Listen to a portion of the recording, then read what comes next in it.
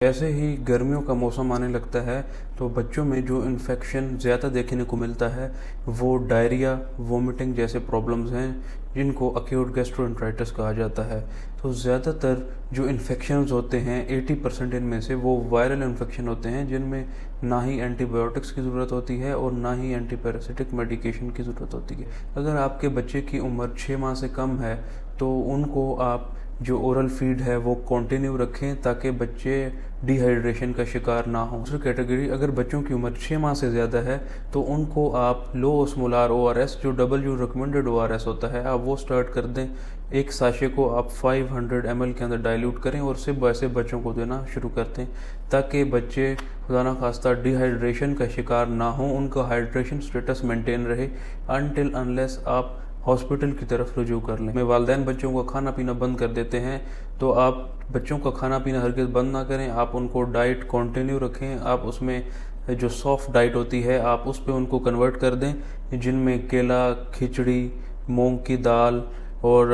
उसके अलावा yogurt, fruits, ये चीज़ें आप उनकी कंटिन्यू रखें। और उसके अलावा आप उनको मीठी चीज़ें हरगिज़ ना दें क्योंकि मीठी अंतड़ियों में जाएंगी हाजमे के वक्त तो पानी को वो और ज़्यादा कैच करेंगी जिसकी वजह से जो बच्चों का पाखाना है उसमें और ज़्यादा पानी का अखराज होने लग जाएगा। बच्चे का वेट 10 kg तक है तो आप उनको 10 mg तक दें जिंक, और इससे ज़्यादा है तो आप उनकी एज के अकॉर्डिंगली अपने जो डॉक्टर हैं उनसे कंसल्ट ज़रूर करें क्योंकि देखा गया है कि जिंक के भी बेशुमार फ़ायदे हैं। वो डिहाइड्रेशन नहीं होने देता, वो इम्यूनिटी को बढ़ाता है और जो इन्फेक्टिव एलिमेंट्स होते हैं अंतड़ियों में इन्फेक्शन वाला मादा होता है, बच्चों की अंतड़ियों में सोजिश कर रहा होता है और उनका जो पखाना होता है वो पतला कर रहा होता है। तो जिंक इस स्टेट में भी बच्चों को हेल्प आउट करता है और उन इन्फेक्शन से भी बच्चों को मज़ीद ख़राब होने से बचाता है। इन प्रोबायोटिक्स भी बच्चों में इन्फेक्शन से लड़ने की सलाहियत को बढ़ाते हैं, इम्यूनिटी को बूस्ट अप करते हैं। अब बात होगी कुछ ऐसे साइंस के हवाले से, अगर बच्चों में लूज मोशन और वोमिटिंग का शिकार हो गया और साथ ये साइंस देखने को मिले हैं तो ये ऐसे अलार्मिंग साइंस हैं। इसके बाद आपको फ़ौरन हॉस्पिटल की तरफ जाना चाहिए ताकि आपके बच्चे का जो हाइड्रेशन स्टेटस है उसको बेहतर किया जा सके और डिहाइड्रेशन से उनको बचाया जा सके। तो सर फहरिस्त ये है कि आपका बच्चा थोड़ा सुस्त होने लग गया है, निडाल होने लग गया है, लेथार्जिक होने लग गया है,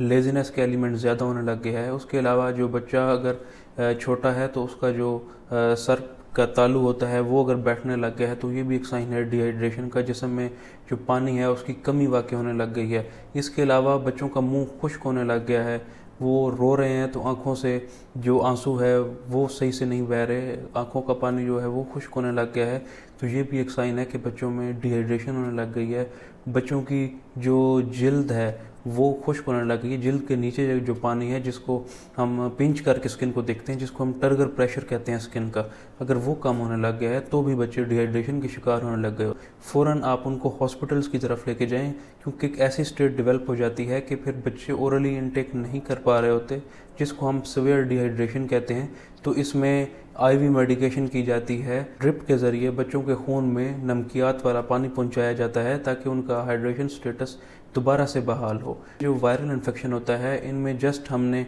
इसके टाइम फ्रेम कंप्लीट होने का 7 से 10 दिन का इंतज़ार करना होता है और इसके दौरान जो इलामात आ रही होती हैं हमने उनको ठीक करना होता है, वोमिटिंग को ठीक करना होता है, डायरिया को ठीक करना होता है, उनका हाइड्रेशन स्टेटस बरकरार रखना होता है। मीनवाइल जो इन्फेक्शन है वो अपना टाइम फ्रेम पूरा कर लेता है और बच्चे जल्द अज जल्द फिर रिकवरी की तरफ चले जाते हैं। अगर आप उनका हाइड्रेशन स्टेटस बरकरार नहीं रखेंगे तो उसकी वजह से फिर बेशुमार मसाइल जन्म लेने लग जाते हैं।